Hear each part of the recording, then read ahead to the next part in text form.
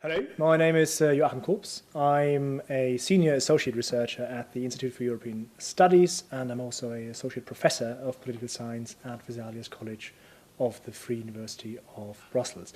What I would like to talk about today is an aspect of the European Union as an international actor, which I focused on recently and in some of my work, and that is the EU's relationship with other core organizations. The EU has promoted since the 1970s a wide range of networks with other international organizations in order to address core issues of global governance.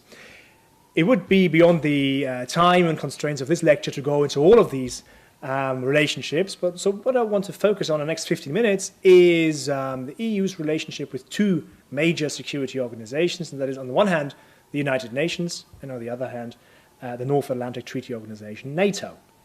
So when we look at the EU's relations with organizations, a couple of things come to mind. First of all, it's essentially about the issue of global governance.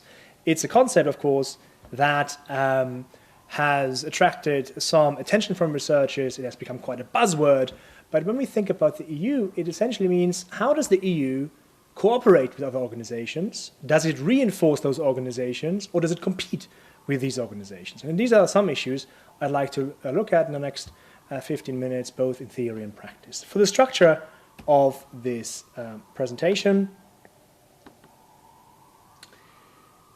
first I'm going to quickly talk about the inter-organizational dimension, as it's a bit unelegantly called, of global governance. Then I will look at the EU as an inter-organizational actor, and particularly the concept of effective multilateralism, which has been a key concept since 2003 in the EU's foreign policy discourse. And then I'll look at a bit at evaluating the EU's relations with both NATO and United Nations. And then a bit of challenges ahead and what you could do in terms of future research. So global governance, what is it? It is, of course, all about a second best option when you have a kind of clear gap of a global authority. There is no global authority or central authority like within states. There is no final arbiter between relations of states. So what you need is to try to bring together a variety of actors to put forward some solutions to cross-border problems. There's a clear increasing interdependence of a variety of actors in a variety of policy fields. Just think about the fact that climate change is now emerging as a multi-dimensional problem that has implications for security, for migration, for economic development. So issue areas are more and more connected, and actors proliferate that all try to address these problems. So in a sense, what you need is then what Thomas Wies has called a concrete cooperative problem-solving arrangement. And that, in a sense, is what global governance is all about. So very recently then, I would say, in political science, during the last 10 years, scholars have focused in more depth on theorizing and analyzing the relationships between international organizations. And that is called, in a sense, the inter-organizational dimension. What we can see is that since the 1960s, more organizations have entered the field, and more tasks have been assumed by these organizations. If we think about the European Union in the 60s and 70s, it has been quite a less multidimensional animal as opposed to today. Back then it focused mostly on economics, and at present it is focusing on mostly or almost every major policy issue you can think of. So that means, especially since the end of the Cold War, what kind of coherence can be developed between the variety of organizations active in the same fields. It's a question of universalism versus regionalism, as we already know since 1945 with the establishment of the UN, when you already had regional organizations like the Arab League in place. What would be the relationship? Would they be complementary, or would they be actually in competition? Why should we care about this, very briefly? We should care about this for two reasons. A, for theories of international relations and for theories of the EU as an international actor. But secondly, also for quite concrete, important implications in practice. In terms of theory, it has implications for theories of international relations. International relations is state-centric. All mainstream theories mostly focus on the relationship between states. Organizations feature in IR theories as a kind of agent for implementing the wishes of member states, or at its best as some kind of norm diffusion or normative actors providing information and norms, as the constructivists would claim. But actually, there's more to international organizations than just being the servants of member states or being bureaucracies that might diffuse norms and information. There are clear actorness implications. The EU is a good example where it really tries to become an actor in its own in international spheres. But it can't often do that on its own. When we look at the main security fields, and here we're thinking about crisis management, we're thinking about military missions, peacekeeping, the EU has never done it on its own, but has done it in partnership either with the United Nations or NATO, or actually regional organizations such as the African Union or ASEAN. We come back to this, but it's clear that a kind of resource dependence or an interdependence between organizations are clearly present. So in theory, our questions are, why does an inter-organizational relationship emerge in the first place? Why does it break down? Under which circumstances? Why and under which conditions does cooperation occur? And under which conditions does rivalry occur? Why do some organizations cooperate quite effectively while others are locked into a constant struggle for superiority and competition? How can then cooperation be facilitated? And what is the role of inter-organizational power? Power doesn't only apply to states or powerful individuals, but it also applies to organizations that can actually form a core role within the network of organizations. And finally, how can we actually analyze the relationships between organizations? Recently, just let me focus on the fact that international relations and European studies have imported a variety of theoretical approaches to address these issues. Organizational sociology, open system theories, have already dealt with this issue since the 1940s. Questions of isomorphism, i.e. why organizations seem to copy models of other organizations and look more and more similar, has already been discussed in the 1970s. Management studies, they focused on resource dependence. When does a firm link up with another firm in order to acquire some vital resources?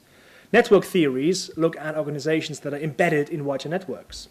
Social and political psychology look at how individuals build trust across organizations and thereby facilitate cooperation between organizations. And institutional theory looks at the effects of institutionalization between organizations. Finally, international relations theories have promoted a perspective that focuses on norms, power, and competition between organizations.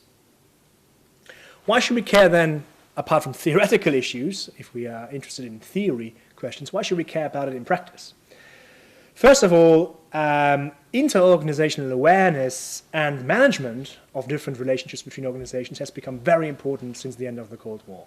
International organizations don't act in a void or in a kind of isolation, but they always act within policy fields where other organizations are also present. So coordination is inevitable. If you can manage partnerships, you will enhance your own impact. It's also in practice a question, how can you best manage increasingly complex relationships between organizations? And that specifically applies to peacekeeping. Just think about current problems in Mali, where on the one hand you have states intervening like France, but also sub-regional organizations such as ECOWAS and regional organizations such as the African Union and the EU, all trying to get involved. On top of that, the United Nations is also preparing a peacekeeping operation. So you have a variety of actors that all try to approach the same issue and same problem. In practice, then, the core questions are, why doesn't a relationship between organizations emerge? Why does it break down? Again, what kind of skills do individuals and organizations need in order to promote more effective cooperation? We have a variety of analytical challenges.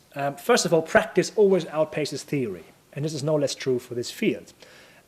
Inter-organizational relations emerge, cooperation between the EU and NATO emerge, and after some rise in importance, then decline again.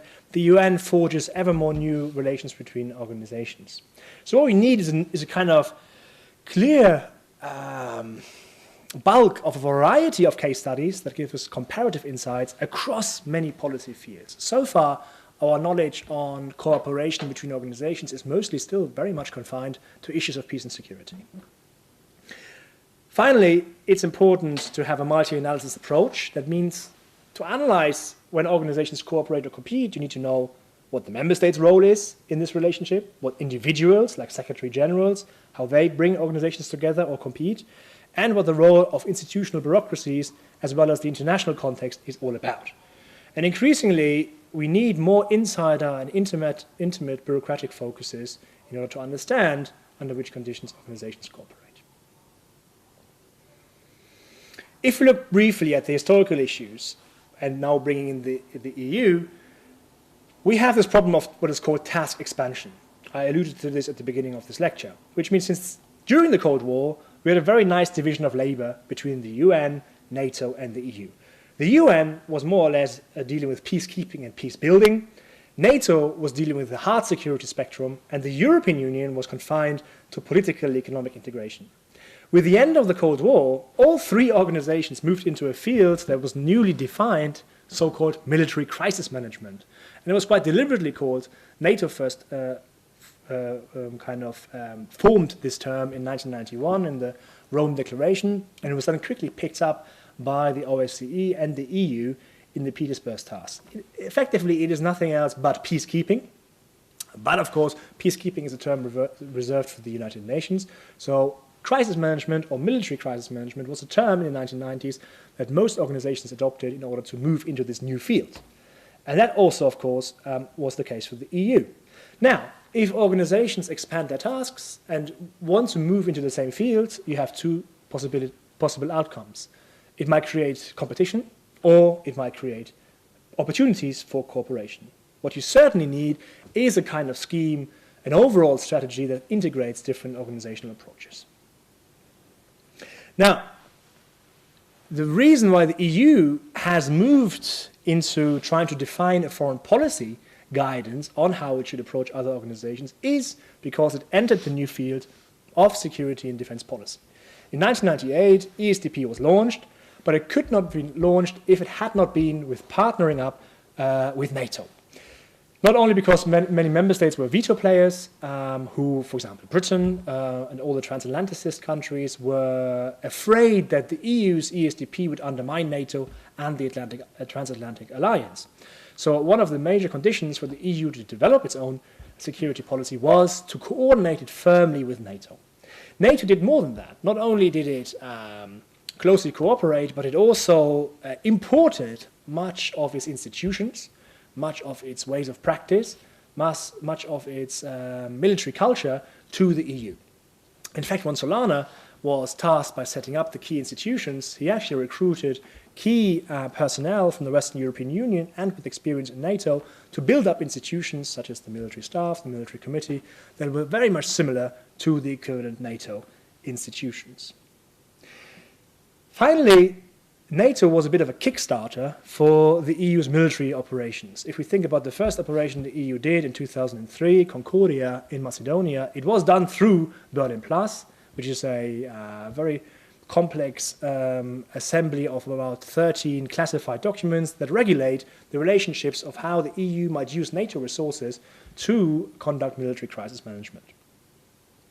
On the other side, those that were a bit more skeptical towards NATO, especially France, and Nordic countries that put an emphasis on the UN, were looking more to gear the European Union into partnerships with the UN in CSDP, or as it was called then, ESDP. So you have a tension on the one hand, those that want to see the EU cooperating with NATO, and those that want to see the EU support United Nations peacekeeping. And in 2003, the European Security Strategy coined the term effective multilateralism. Now, what is effective multilateralism all about? The idea is that the EU should be a front runner in reinforcing the UN system and in reinforcing other regional organizations in order to strengthen global governance. So here we are back again at the global governance idea, and the EU's approach through effective multilateralism would be that global governance, i.e. the attainment of global goals, can be best achieved if we cooperate and strengthen other international organizations. So, but also at the Munich Security Conference in 2009, clearly declared that to meet today's global security threats, the European security strategy calls for a more effective multilateralism as the only way forward. That means close cooperation with the UN and NATO are essential for a more effective multilateralism. Catherine Ashton in 2011 reiterated at her speech in front of the United Nations Security Council, as you know, we have a long-standing commitment to effective multilateralism with a strong UN at the core. Regional organizations, she carries on saying, are building blocks for global governance with a dual responsibility. internally. First, a responsibility to enhance security, development, and human rights in their own region. And second, to support UN efforts to promote these goals around the world. So these kind of ideas of effective multilateralism have as a vision that the EU has two important contributions to make for global governance. By being a regionally integrated organization that promotes human rights within and democracy and prosperity within its borders, it supports as a building block global governance. And by then exporting this and supporting other organizations, especially the UN, is the second contribution, apparently, of the EU to global governance. Now, if we look a bit more critically at this, there are actually three prevalent biases in this idea of how the EU thinks it structures its relationship with other organizations. First, this is a so-called benign bias. We think that effective multilateralism is inherently good, that it strengthens other actors, and that it increases overall policy impact. In other words, it is mutually reinforcing, good for the EU, good for the partner. As we will see, in many cases, that's not true. Secondly, there's a sense of superiority bias, the idea that the EU is in the best position to reinforce and empower other actors. Some organizational leaders or politicians or policymakers would question that. Maybe other organizations that are more universal, such as the UN, would be in the best position to enhance other actors. And finally, there's a so-called, what I would call the Schuman bias. Robert Schuman, the father of European integration, wrote in his memoirs in the 1960s that the failure of the UN makes the success of an EU ever more important. So there was a kind of connection between a weak UN that needs to be supported or maybe even superseded by a strong EU. And that, in many policy areas today, we see some criticism voiced at the EU that the EU advances its own agenda, builds up its own institutions at the expense of other existing organizations. So if we look at the impact of the EU's practice of effective multilateralism, and we look at this concretely during the 6 military missions of the EU, we see a clear pattern. There's a nice little graph here that looks a bit like Sesame Street. First mission is the Concordia mission in 2003. That was done with the help of NATO, both for credibility but also providing resources. It was a test mission. The second mission, then in 2003, only 3 months later, was a UN support mission, Artemis in the Congo, a quick in, quick out with robust French forces to support the UN system. This was hailed as the key example for effective multilateralism, i.e. the EU supporting the UN. A year later, the EU launched its second and last so far Berlin Plus mission with NATO, which was Althea in Bosnia. And again, it would have been difficult for the EU to launch this mission on its own, not for resource reasons, but for credibility reasons. The population in Bosnia needed the reassurance that the EU mission was very similar to the NATO mission. In fact, the badges were only changed, and most of the soldiers serving under NATO then simply transferred to the EU mission in order to accept the EU as an actor in that area. Of course, they still remembered the 1990s and the failure of the EU to prevent the genocide. In 2006, the EU launched another mission in Congo, this time to support the elections and again to support the UN. Followed in 2008 by the Chad mission, which was deployed in order to kind of have an indirect effect on the Sudan conflict. And again, it was in support of the United Nations. What we see then overall with these case studies, and I summarize here a bit quickly, is that yes, the EU cooperated both with NATO and the UN, but the question could be for whose benefit? Is it more a partnership where the EU benefits more than it gives back? Is it a partnership where the EU might even undermine in the long term other organizations such as NATO, where marginalization has taken place? As I said, cooperation has not been formalized since the 2004 launch of the ongoing mission Althea in Bosnia.